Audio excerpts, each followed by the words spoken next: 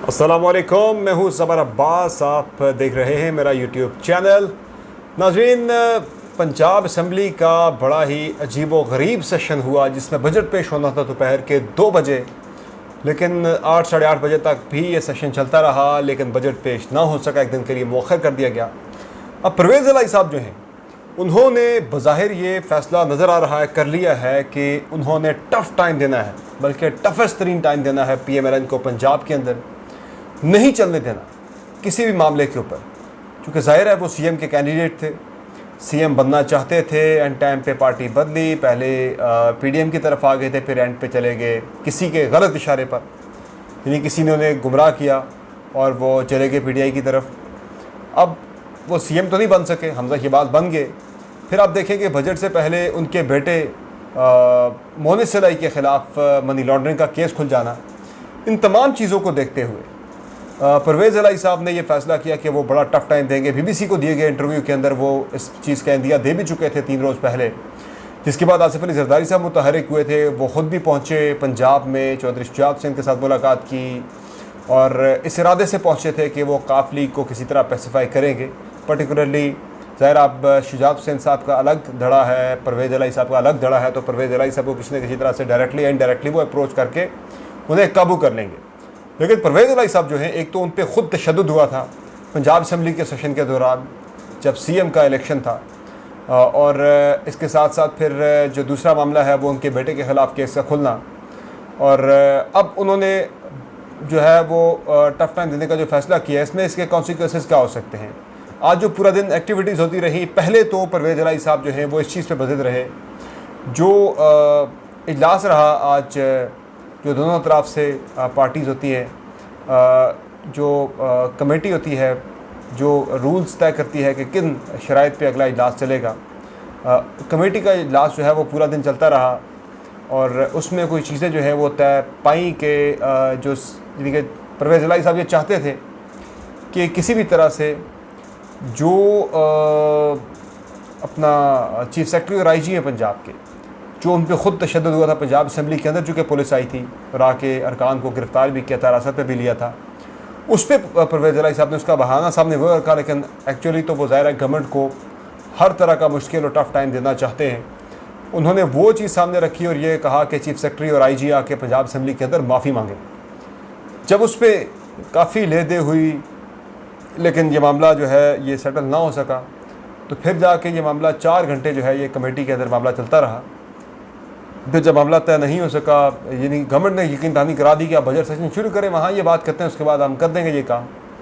कोशिश थी गवर्नमेंट की किसी भी तरह से बजट पेश करवा दिया जाए, उसके बाद देखा जाएगा परवेज़ इलाही साहब को और चीफ सेक्रेटरी का मामला भी देख लेंगे कि पेश करना नहीं करना, उन्हें असम्बली के अंदर आना है उन्होंने या नहीं आना।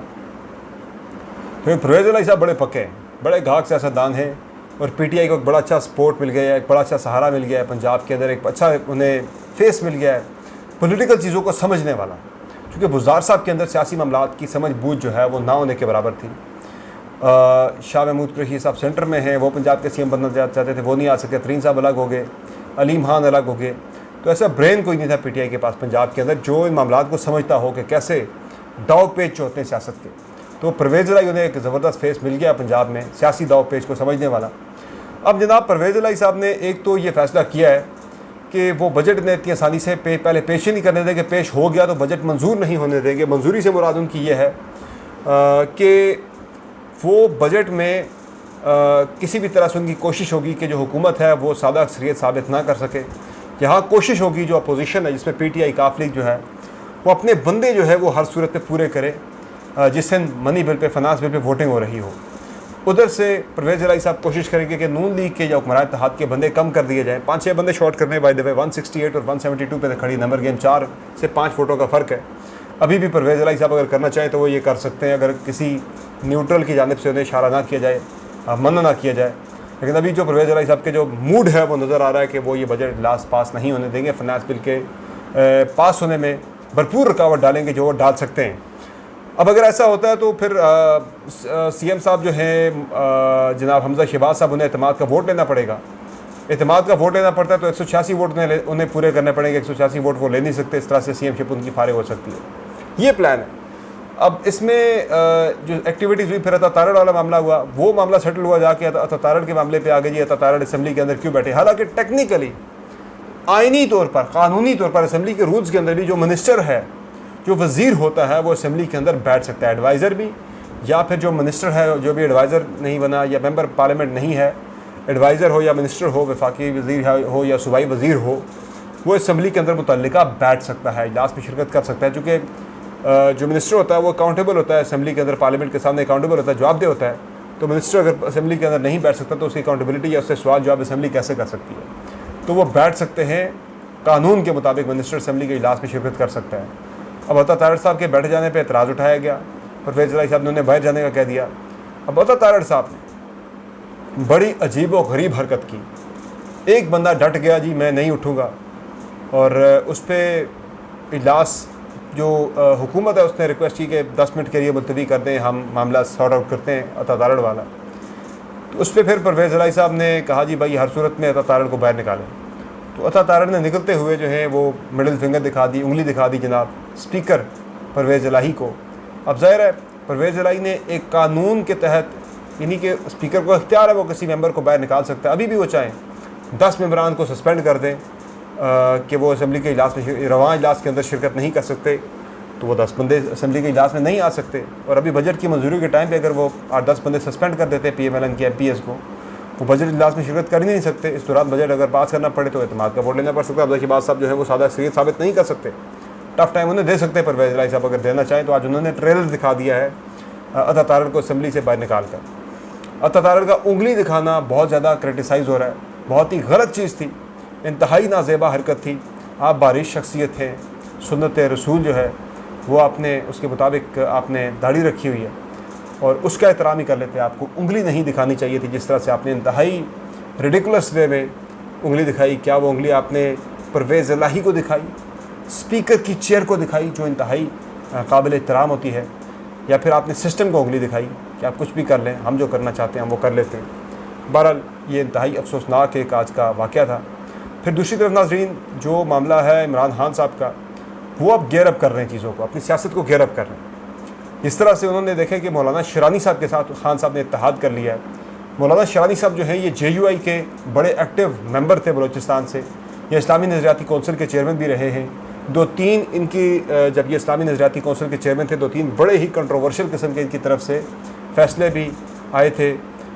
एक ये था जी कि आप 9 साल की बच्ची जो है उसकी शादी करा सकते हैं। एक ये था कि आप मर्द जो है वो औरत पे हाथ उठा सकता है, उस पर उसे मार पीट सकता है। बाद में फिर उन्होंने उसकी बदली के नीचे वो टोपी से या कपड़े से मार सकता है, ज़्यादा सख्त चीज़ से नहीं मार सकता, औरत पे तशद्दुद नहीं कर सकता। इस तरह की चीज़ें भी उनके ऊपर आती हैं। पर जो इत्तेहाद किया गया है, ये मौलाना फजलुर रहमान साहब जो हैं उन्हें एक बड़ा सख्त खान साहब ने जवाब दिया है, उन पर बड़ा एक कड़ा वार किया है। और मौलाना फजलुर रहमान साहब के जो शिरानी साहब हैं, इनसे नाराज़ियाँ चल रही थी, पिछले काफ़ी अरसे से नाराज़ थे, वो पार्टी छोड़ चुके थे, अपनी उन्होंने JUI बना ली थी। अब उन्होंने PTI के साथ इत्तेहाद कर लिया है। वो कहते हैं ना दुश्मन का दुश्मन दोस्त होता है, तो शिरानी साहब की दुश्मनी हो गई थी मौलाना साहब से, मौलाना साहब की दुश्मनी खान साहब से, तो शिरानी साहब जो है वो खान साहब के दोस्त हो गए आज से। खान साहब इस मुलाकात में जो शिरानी साहब का बैकग्राउंड है वो इतने ज़्यादा खुश नज़र नहीं आए, उनके चेहरे पर इतनी ज़्यादा कोई खुशी के असरात जो हैं, तासुरात जो हैं वो नज़र नहीं आ रहे थे। लगता था कि मजबूरी के तहत खान साहब ये इत्तेहाद कर रहे हैं, लेकिन वो अपने जो सियासी हरीफ हैं वो उन्हें कड़े से कड़ा सबक सिखाने का इरादा रखते हैं, चाहे उसके लिए उन्हें जो भी कड़वी गोली निगलना पड़े वो निगलेंगे। तो मौलाना शिरानी को उनके साथ इत्तेहाद करना ये इस बात का एक बड़ा वाज़ेह सबूत है कि खान साहब आने वाले दिनों में कड़वी से कड़वी गोली जो भी उन्हें निगलना पड़ी वो अपने सियासी हरीफों को हर सूरत में सख्त से सख्त जवाब, सख्त से सख्त उनके साथ जो है वो तरीके से निपटने का इरादा रखते हैं। शिरानी साहब जो हैं, शिरानी कबीला एक तो बलूचिस्तान का बड़ा कबीला है, फिर दूसरा इनके पास जो पक्का इनका वोटर है KP के अंदर भी है, बलूचिस्तान के अंदर भी है तो बलूचिस्तान से, लेकिन KP के अंदर भी इनका इन्फ्लुएंस मौजूद है काफ़ी हद तक। तो ये काफ़ी डेंट डाल सकते हैं मौलाना फजलुर रहमान साहब को अगले इंतखाबात के अंदर। नंबर 2 हामिद खान साहब जो पाकिस्तान तहरीक इंसाफ के MNA के कैंडिडेट थे, 2013 के इलेक्शन में हार गए, फिर इनका हल्का जो है वो भी खोला, चैलेंज हुआ, सारा कुछ हुआ, लेकिन फिर भी नहीं जीत पाए थे। तो हामिद खान साहब जो हैं, अब इनका जो मामला है, इन्हें खान साहब ने शाह महमूद कुरैशी साहब के ज़रिए पैगाम भेजा। बड़े काबिल बंदे हामिद खान साहब, बड़े ही शाइस्ता और बड़े उसूल परस्त इंसान हैं। तो हामिद खान साहब जो है, उन्हें खान साहब ने पैगाम भेजा बज़रिया शाह महमूद कुरैशी। अब हामिद खान वो शख्सियत है कि जिसने पार्टी छोड़ दी, नाराज़ थे खान साहब के कई फ़ैसलों पर, लेकिन फिर भी उन्होंने कोई भी बात नहीं की खान साहब के ख़िलाफ़ ओपनली आके कोई बयान नहीं दिया, तनकीद नहीं की, जिसकी वजह से खान साहब उन्हें काफ़ी ज़्यादा पसंद पहले भी करते थे, अब भी करते हैं, उनकी बड़ी इज़्ज़त करते हैं। तो ख़ुद अपना बंदा शाह महमूद कुरैशी को भेज के हामिद खान साहब को पैगाम दिया कि इमरान खान आपसे मिलना चाहते हैं। मुलाकात हुई, खान साहब ने माजी के अंदर की जाने वाली गलतियों को तस्लीम किया, जो सियासी फैसलों में गलतियाँ हुई खान साहब से पार्टी के अंदर, जो पुराने नाम थे, जो लॉयलिस्ट जो लोग थे, जो वफ़ादार थे, वो कॉर्नर हो गए थे। तरीन साहब के दौरे जब वो सेक्रेटरी जनरल थे पार्टी के, जब उन्होंने पार्टी टेक ओवर कर ली थी, तो उन्होंने पार्टी के पुराने लोगों को बिल्कुल ही कॉर्नर कर दिया था। खान साहब चूँकि उस स्टेट ऑफ माइंड में चले गए कि अब मुझे किसी इलेक्टेबल की ज़रूरत नहीं है, मुझे अच्छे फेसेस चाहिए, शरीफ लोग चाहिए, अच्छे लोग चाहिए, ईमानदार लोग चाहिए, जिनकी लोग इज़्ज़त करें, क्रेडिबल लोग चाहिए। तो वो हामिद खान साहब जैसे लोग, जिनके पास एक कैपिटल तो है अपनी क्रेडिबिलिटी का, उन्हें अब वो PTI में वापस लेकर आ रहे हैं। देखते हैं कि आने वाले दिनों में और कौन कौन से लोग मज़ीद पाकिस्तान तहरीक इंसाफ के अंदर उन्हें दोबारा से शामिल किया जाता है, दोबारा से उन्हें मनाया जाता है खान साहब की तरफ से। तो खान साहब इस वक्त जो हैं वो हर तरफ जा रहे हैं अपने, कि जो लोग जिस की सपोर्ट ली जा सकती है, पुराने लोगों को भी मना रहे हैं। हालांकि इमरान खान की आदत में ये चीज़ शामिल नहीं है कि जो गया पार्टी से तो गया, वो दोबारा उसे मनाने वाली बात नहीं करते। लेकिन आप देखें कि हामिद खान को मना लिया है, और दीगर भी कई लोग ऐसे हैं जो पार्टी से नाराज़ है, अब उन्हें मना के वो पुरानी तहरीक इंसाफ को बहाल करना चाह रहे हैं, प्री जहांगीर तरीन वाली जो PTI थी। और नाज़रीन, फाइनली जो इस वक्त हम देख रहे हैं कि मुल्क की सियासत है, इतने बुरे हालात हो चुके हैं इस वक्त, मईशत के इतने बुरे हालात हो चुके हैं। आज तकरीबन 1000 से ज़ायद पॉइंट्स जो हैं वो गिरी है हमारी स्टॉक मार्केट। डॉलर जो है वो 205 पे पहुंच चुका है। अब हमें जब बताया गया, जब पेट्रोल महंगा हो रहा था, 60 रुपये पेट्रोल बढ़ाया गया, डीजल बढ़ाया गया 60 रुपये, बिजली बढ़ाई गई 8 रुपये पहले बढ़ाई गई, 2.25 रुपये आज बढ़ा दी गई है मज़ीद फ्यूल प्राइस एडजस्टमेंट की मद में। गैस जो है वो 45% बढ़ा दी गई। हमें ये बताया गया, पाकिस्तानी कौमों को ये बड़ा नागुज़ीर है जी, आप IMF प्रोग्राम में जाएंगे, हम तो हमारा डॉलर जो है वो स्टेबल होना शुरू हो जाएगा। डॉलर पहले 202 पे पहुंचा हुआ था, अब उल्टा काम हुआ है।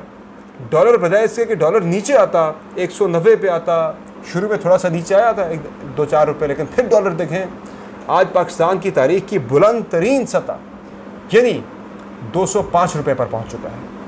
अब डॉलर के 205 रुपये पर पहुंचने की वजह से आपकी जो कंस्ट्रक्शन इंडस्ट्री है वो बहुत बुरी तरह से मुतासर हो रही है। आपका रॉ मटेरियल जो है, स्टील, आपका सरिया जो है वो 170-80 रुपये से 1,70,80,000 से 2,27,28,000 पे चला गया, और मज़ीद महंगा होगा आने वाले दिनों में।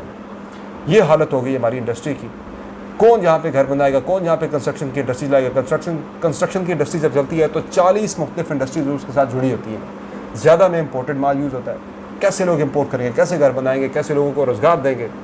बुरा हाल कर दिया हुकूमत ने सब लोगों का। फिर समझ नहीं आ रही कि ये फ़ैसले कैसे हो रहे हैं। अब ये सब कुछ करके 100 जूते भी खाए, 100 प्याज भी खाए, पेट्रोल डीजल भी बढ़ा ली, सब कुछ बढ़ा लिया, महंगाई भी कर ली, उधर से आपका डॉलर भी नीचे नहीं आ रहा, और अब मज़ीद IMF अभी भी आपसे राज़ी नहीं है हुकूमत से, और मज़ीद कड़े फैसले करने की बात हो रही है। मज़ीद पेट्रोल 30-40 रुपये महंगा किया जाएगा, डीजल महंगा किया जाएगा, गैस शायद मज़ीद महंगी की जाए, बिजली अभी महंगी हुई है 3-4 रुपये। जो आपके जून जुलाई के बिल आएंगे उनमें 8-10 रुपये की फ्यूल प्राइस एडजस्टमेंट लग के आनी। ये मैं आपको पिछले 2-3 हफ्ते से बता रहा हूँ। बहुत बुरे हालात होने जा रहे हैं पाकिस्तानियों के। इसी पे खान साहब अपनी तारीख बिल्ड करने का इरादा रखते हैं कि 1.5-2 माह में जब जून के बिल आएंगे तब वो कह रहे हैं कि that would be the right time to strike government पे के ख़िलाफ़ जो है वो तहरीक शुरू करने का सबसे आइडियल टाइम होगा, जब पाकिस्तानी अवाम की जो बर्दाश्त है, जो सब्र का पैमाना है वो लबरेज हो चुका होगा। अब देखते हैं कि इस पे खान साहब कैपिटलाइज कर पाते हैं या नहीं, ये तो वक्त ही बताएगा। समर अब्बास को दीजिए इजाज़त, अल्लाह के बाद।